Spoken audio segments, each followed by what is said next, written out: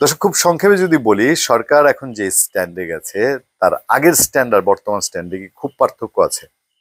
পার্থক্য না থাকলে রাজনৈতিক দলগুলো ৩০ রাজনৈতিক দলের সাথে আবারও জাতীয় ঐক্যমত্য কমিশন বৈঠক হয়েছে এবং ওই বৈঠকে প্রায়োরিটি পেয়েছে নির্বাচন ইস্যু। নির্বাচন ইস্যুতে বের হয়ে কথা বলেছে মিটিং শেষে। বিএনপি কথা বলেছে, জামাতে ইসলামী কথা বলেছে, এনসিপি কথা বলেছে। বিএনপি স্ট্রেট ফরওয়ার্ড বলছে যে নির্বাচন ডিসেম্বর থেকে জুনে যাওয়ার কোনো কারণই তারা দেখে না, মানে ডিসেম্বরের পরে নির্বাচন হওয়ার কোনো কারণ নাই, এটা সরকারকে ক্লিয়ার বলে এসছে। আরো বলে এসছে যেটা, এটা বিএনপির দিক থেকে নতুন, যে আগামী ১ মাসের মধ্যে যা যা সংস্কার সেটা করা যেতে পারে। কি সংস্কার? সংস্কার হচ্ছে কেবল নির্বাচনমুখী সংস্কার, ওই দীর্ঘমেয়াদী বাংলাদেশের সংবিধান উলট পালট করে সেসব সংস্কার না। বিএনপির এই কথার প্রেক্ষিতে জামাতে ইসলামী অনেকটা নমনীয় পর্যায়ে, অনেকে বলছেন, পত্রপত্রিকায় প্রথম আলো হেডলাইন করছে, দেখবেন যে জামাত নমনীয় ইনভার্টেড দিয়ে বলছে। নমনীয় কেন বলা হচ্ছে? যে জামাত আগে বলেছিল যে তারা সরকারকে পর্যাপ্ত সময় দিতে চায় সংস্কারের জন্য এবং সংস্কার হতে হবে, তারপরে নির্বাচন। এখন জামাত বলছে ডিসেম্বর থেকে এপ্রিলের মধ্যে নির্বাচন, এর মধ্যে রোজা বিবেচনা রেখে।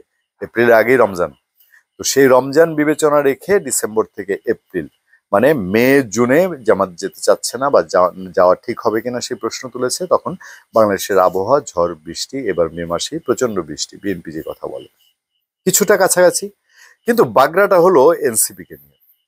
এনসিপি বলছে যে জুলাই সনদ ঘোষণা ছাড়া নির্বাচনের তারিখই ঘোষণা করা ঠিক হবে না।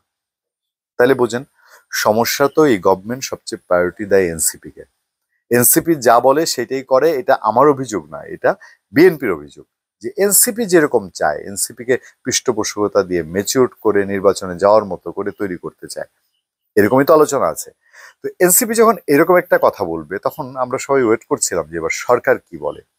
যেদিন দ্বিতীয় দফা ঐক্যমত্য কমিশনের বৈঠক হলো, তার দীর্ঘ সময় পর্যন্ত দেখবেন সরকারের দিক থেকে কোনো ভাষ্য আসে নাই, বা এইটা যে ঐক্যমত্য কমিশনের মিটিং, সেখানে সংস্কার নিয়ে ঐক্যমত্যের বিষয় টিষয়ে একদম টু দি পয়েন্ট সিলেক্ট হয়ে যাওয়ার কথা, সেইটা না হয়ে আলোচনা হয়েছে বেশি নির্বাচন নিয়ে, যে নির্বাচন কবে হবে না হবে। সেখানে সরকারের দিক থেকে যখন না বলা হবে, তখন কি মনে হতে পারে না যে সরকার কি আগের জিদেই আছে কিনা, যে নির্বাচন বিএনপি বলুক, আর বাংলাদেশে তাদের ভাষায় তো এক দল বলে, আর বিএনপি বলছে তাদের সাথে 52টা রাজনৈতিক দল বলছে যে নির্বাচন ডিসেম্বরেই হওয়া উচিত। সেই জন্যেই এই সরকার, এই যে এখনকার যে ক্রাইসিস ছিল, এই দ্বিতীয় দফা বৈঠক শেষেও কোনো দলই কিন্তু ক্লিয়ারলি বলে বের হয় নাই যে আমাদের এই বৈঠকে আমরা এবং সরকার আমরা একমত হয়েছি, সবাই একমত হয়েছি যে নির্বাচনটা ওকে ডিসেম্বরের মধ্যে হচ্ছে বিএনপির দাবি অনুযায়ী, অথবা নির্বাচনটা এপ্রিলের মধ্যেই হচ্ছে জামাতের পরামর্শ অনুযায়ী। সবকিছুই ভাসমান ভাসমান, এক একটা দল এক একটা দলের অবস্থান শুধু বলেই যাচ্ছে। আর সরকার, এবার আমরা ওয়েট করব সে আগের বলি আবার আওড়াচ্ছে কিনা।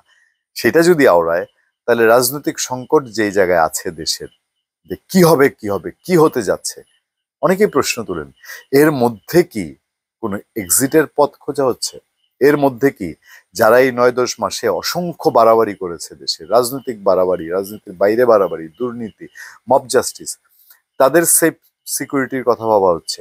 নাকি আগামী নির্বাচনে যাদের ভোটে দাঁড়ালে পাশেরই কোনো সম্ভাবনা নাই, তারা যেন ২-৪-৫টা আসন পেতে পারে, সেই রকম কোনো একটা বার্গেনিং এর ভেতরে তলে তলে সেরে ফেলা হচ্ছে, যে ওকে ঠিক আছে, সব দাবি মানলাম, নির্বাচন তো দিতেই হবে, টুডে অর টুমরো নির্বাচন দিতেই হবে।